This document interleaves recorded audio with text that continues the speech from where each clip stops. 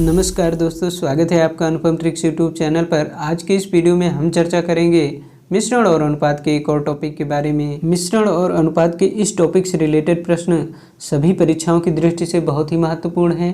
यहाँ से प्रश्न बार बार परीक्षाओं में पूछे जाते रहे हैं, तो वीडियो को बहुत ध्यान से देखिएगा। दोस्तों, इस टॉपिक से रिलेटेड पूछे जाने वाले प्रश्नों की प्रकृति के बारे में बात करें तो प्रश्नों में आपको दो मिश्रणों के अनुपात दिए जाते हैं। उन मिश्रणों को मिलाकर एक तीसरा मिश्रण बना लिया जाता है।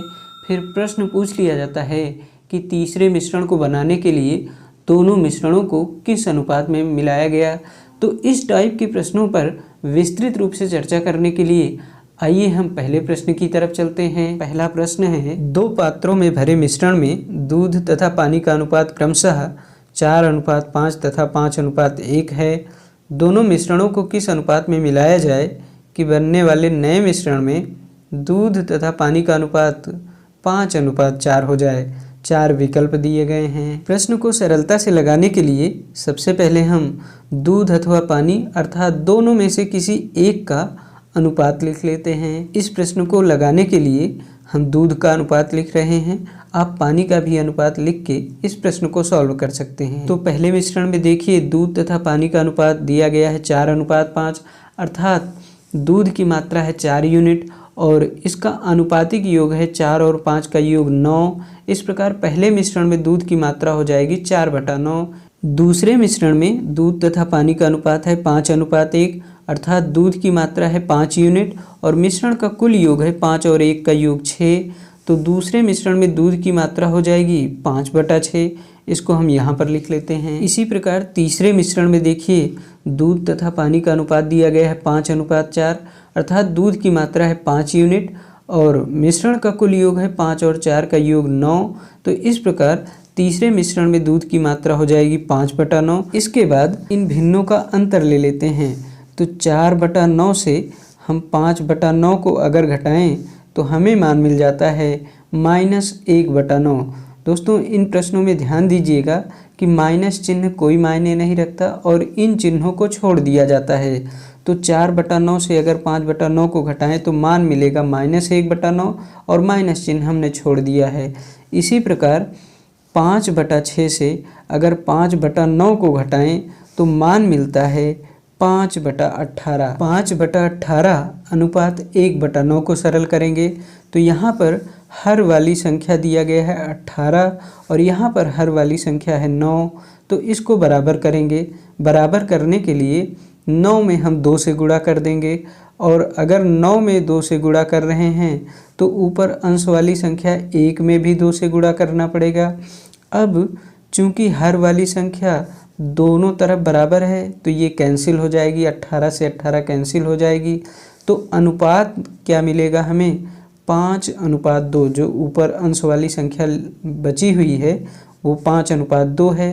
तो इस प्रश्न का सही आंसर हो जाएगा 5:2, जो कि तीसरा विकल्प दिया गया है। अगला प्रश्न है, दो बोतलों में भरे मिश्रण में अम्ल तथा पानी का अनुपात क्रमशः 3:1 तथा 5:3 है। दोनों मिश्रणों को मिलाकर एक नया मिश्रण बनाया गया जिसमें अम्ल एवं पानी का अनुपात 2:1 है। तो ज्ञात करें कि दोनों मिश्रणों को किस अनुपात में मिलाया गया था। 4 विकल्प दिए गए हैं। इस प्रश्न को सरलता से लगाने के लिए सबसे पहले हम अम्ल अथवा पानी अर्थात दोनों में से किसी एक का अनुपात लिख लेते हैं। तो इस प्रश्न के लिए हम पानी का अनुपात लिख के प्रश्न को लगा रहे हैं। आप अम्ल का अनुपात लिखकर भी इस प्रश्न को लगा सकते हैं। तो अम्ल तथा पानी का अनुपात पहले मिश्रण के लिए दिया गया है 3:1, अर्थात यहाँ पर पानी की मात्रा है 1 यूनिट और मिश्रण का कुल योग है 3 और 1 का योग 4। तो इस प्रकार पहले मिश्रण में पानी की मात्रा हो जाएगी 1/4। इसी प्रकार दूसरे मिश्रण में देखिए, पानी की मात्रा दी गई है 3 यूनिट और मिश्रण का कुल योग है 5 और 3 का योग 8। तो दूसरे मिश्रण के लिए पानी का अनुपात हो जाएगा 3/8। तीसरा मिश्रण देखिए, यहाँ पर अनुपात दिया गया है 2:1, अर्थात पानी की मात्रा है 1 यूनिट और मिश्रण का कुल योग है 2 और 1 का योग 3। तो पानी का जो अनुपात आ जाता है वो 1/3 आ जाता है। इन तीनों भिन्नों को हमने पिछले प्रश्न की भांति लिख लिया है। इसके बाद भिन्नों का अंतर लेते हैं। तो पहली भिन्न जो है 1/4 में से 1/3 को घटा दें तो मान आ जाता है 1/12। ध्यान रहे कि अगर माइनस चिन्ह आए तो माइनस को छोड़ दिया जाता है। और दूसरी भिन्न 3/8 से अगर हम 1/3 को घटा दें तो मान आ जाता है 1/24। अब देखिए यहाँ पर 1/24 में हर वाली संख्या 24 है और यहाँ पर 1/12 में हर वाली संख्या है 12। तो हर वाली संख्या को बराबर करने के लिए 12 में हम 2 से गुणा कर देते हैं तो 12 दूनी मान आ जाता है 24। अब दोनों जगह हर बराबर हो गया है। यहाँ पर चूंकि हमने 12 में 2 से गुणा किया है तो अंश वाली संख्या 1 में भी 2 से गुणा करना पड़ेगा। अब देखिए कि हर वाली संख्या बराबर है तो ये कैंसिल हो जाएगी, 24 कैंसिल हो गई तो बची संख्या कितनी 1/2। तो 1/2 इस प्रश्न का सही आंसर होगा जो कि पहला विकल्प दिया गया है। अगला प्रश्न है, एक पात्र में दूध व पानी का अनुपात 4:3 है जबकि दूसरे पात्र में दूध व पानी का अनुपात 9:1 है।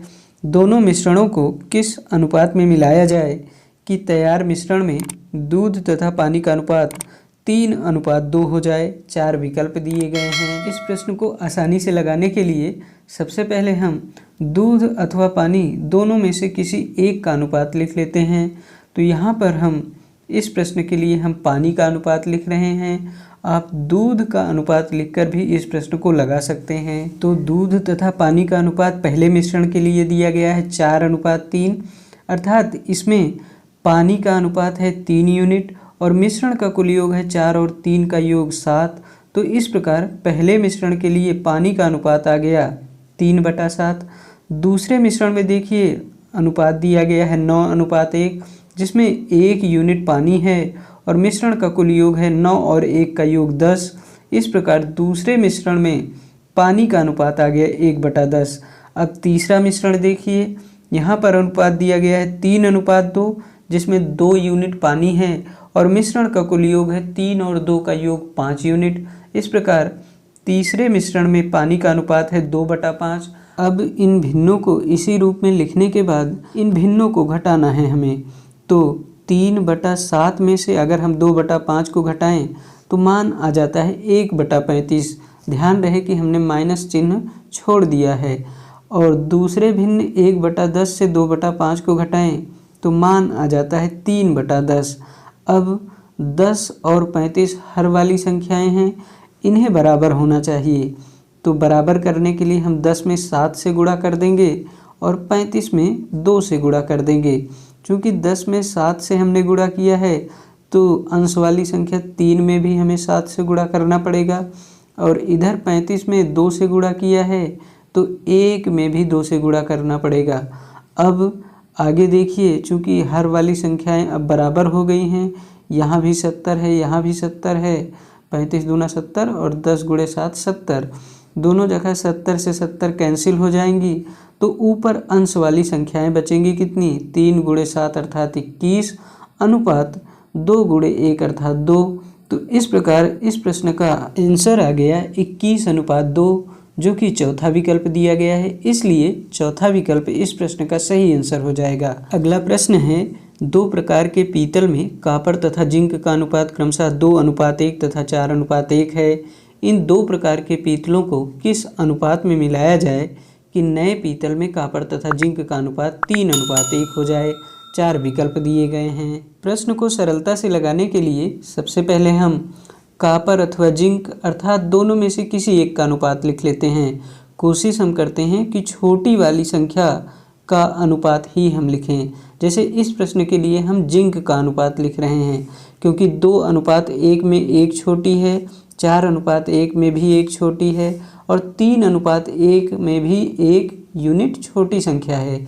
इसलिए हम इस प्रश्न के लिए जिंक का अनुपात लिखकर इस प्रश्न को लगाएंगे। आप कॉपर का भी अनुपात लिखकर इस प्रश्न को लगा सकते हैं। तो प्रश्न में देखिएगा, कॉपर तथा जिंक का अनुपात पहले मिश्रण में दिया गया है 2:1 जिसमें 1 यूनिट जिंक है। मिश्रण का कुल योग है 2 और 1 का योग 3। तो इस प्रकार पहले मिश्रण के लिए जिंक का अनुपात हो गया 1/3। इसी प्रकार दूसरे मिश्रण में देखिए जिंक का अनुपात 1 है और मिश्रण का कुल योग है 4 और 1 का योग 5। तो दूसरे मिश्रण के लिए जिंक का अनुपात हो गया 1/5, इसको हम यहाँ पर लिख लेते हैं। तीसरा मिश्रण देखिए, इसमें जिंक का अनुपात है 1 यूनिट और मिश्रण का कुल योग है 3 और 1 का योग 4। तो इस प्रकार तीसरे मिश्रण के लिए जिंक का अनुपात आ गया 1/4। अब इन भिन्नों को इसी रूप में लिखने के बाद हम भिन्नों का अंतर ले लेते हैं। तो 1/3 से 1/4 को घटा दें तो मान आ जाता है 1/12 और इसके बाद 1/5 से 1/4 को घटाएं तो मान आ जाता है 1/20। ध्यान रहे कि माइनस चिन्ह हमने छोड़ दिया है। अब देखिए यहाँ पर 1/20 में हर वाली संख्या है 20 और 1/12 में हर वाली संख्या है 12। इसको बराबर करने के लिए 20 और 12 बराबर करने के लिए 20 में हम 3 से गुणा कर देंगे और 12 में हम 5 से गुणा कर देंगे तो हर वाली संख्याएं बराबर हो जाएंगी। अब चूंकि 20 में 3 से गुणा किए हैं तो ऊपर अंश वाली संख्या में भी 3 से गुणा करना पड़ेगा और यहाँ पर 12 में 5 से गुणा किए हैं तो ऊपर अंश वाली संख्या 1 में भी 5 से गुणा करना पड़ेगा। इस प्रकार अब हर वाली संख्याएं बराबर हो गई तो इनको कैंसिल कर सकते हैं, काट सकते हैं। अब अंश वाली संख्याएं बची कितनी, 1 गुणे 3 अर्थात 3 अनुपात 1 गुणे 5 अर्थात 5। तो इस प्रकार इस प्रश्न का अपेक्षित अनुपात आ गया 3:5, जो कि चौथा विकल्प दिया गया है। तो चौथा विकल्प इस प्रश्न का सही आंसर हो जाएगा। अगला प्रश्न है, 2 प्रकार के स्टील में क्रोमियम तथा टिन का अनुपात क्रमशः 2:11 तथा 5:21 है। इन दोनों को किस अनुपात में मिलाया जाए कि नए स्टील में क्रोमियम तथा टिन का अनुपात 7:32 हो जाए। 4 विकल्प दिए गए हैं। प्रश्न को आसानी से लगाने के लिए सबसे पहले हम क्रोमियम अथवा टिन दोनों में से किसी एक का अनुपात लिखते हैं। तो यहाँ पर चूंकि छोटी वाली संख्या क्रोमियम की है तो इसलिए यहाँ पर हम क्रोमियम का अनुपात लिखकर प्रश्न को लगाएंगे। तो क्रोमियम तथा टिन का अनुपात पहले मिश्रण के लिए देखिएगा दिया गया है 2:11 अर्थात 2 यूनिट क्रोमियम है और मिश्रण का कुल योग है 11 और 2 का योग 13 यूनिट। तो यहाँ पर हम लिखेंगे 2/13। दूसरे मिश्रण में देखिए क्रोमियम का अनुपात है 5 यूनिट और मिश्रण का कुल योग है 21 और 5 का योग 26। तो यहाँ पर हम लिख देंगे 5/26। अब तीसरे मिश्रण में देखिए क्रोमियम का अनुपात है 7 यूनिट और मिश्रण का कुल योग है 7 और 32 का योग 39। तो यहाँ पर हम लिखेंगे 7/39। अब इसको इसी रूप में लिखने के बाद इन भिन्नों का अंतर लेते हैं। तो 2/13 से अगर 7/39 को घटाएं तो मान आ जाता है 1/39। इसी प्रकार 5/26 से 7/39 को घटाएं तो मान आ जाता है 1/78। ध्यान रहे कि माइनस चिन्ह हमें नहीं लिखना है, उसे छोड़ देना है। अब देखिए यहाँ पर हर वाली संख्या आई है 78 और यहाँ पर हर वाली संख्या है 39। इसे बराबर करना पड़ेगा। तो हर को बराबर करने के लिए 39 में हम 2 से गुणा कर देते हैं। अब 39 में 2 से गुणा कर रहे हैं तो 1 में भी हमें 2 से गुणा करना पड़ेगा। अंश वाली संख्या जो 1 है इसमें 2 से गुणा कर देते हैं। अब चूंकि हर वाली संख्याएं 78 और यहाँ पर 39 गुणे 2 78 दोनों बराबर हो गई हैं तो इसे कैंसिल कर देते हैं। हर वाली संख्याएं कैंसिल करने के बाद अंश वाली संख्या बचती है। यहाँ पर 1 अनुपात लगा देंगे हम और यहाँ पर लिखेंगे 1 गुणे 2 अर्थात 2 यूनिट। तो इस प्रश्न का सही आंसर आ गया 1:2, जो कि तीसरा विकल्प दिया गया है। इसलिए तीसरा विकल्प इस प्रश्न का सही आंसर होगा। अगला प्रश्न है, 2 पात्रों ए तथा बी में दूध एवं पानी का अनुपात क्रमशः 4:3 तथा 2:3 है। दोनों मिश्रणों को किस अनुपात में मिलाया जाए कि बनने वाले नए मिश्रण में आधा दूध तथा आधा पानी हो।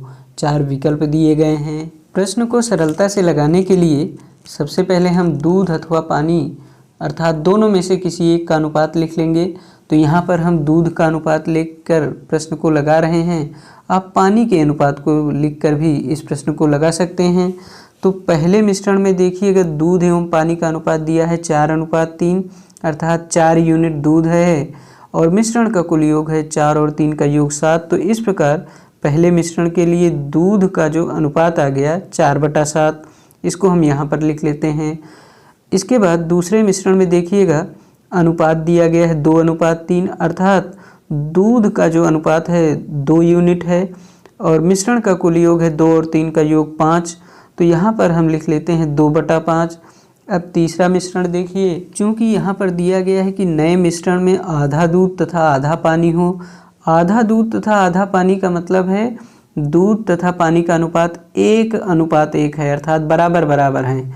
तो यहाँ पर दूध की मात्रा है 1 यूनिट और मिश्रण का कुल योग आ जाएगा 1 और 1 का योग 2। तो इसको हम 1/2 यहाँ पर लिख लेते हैं। इसको ऐसे लिखने के बाद इन भिन्नों का अंतर ज्ञात करते हैं।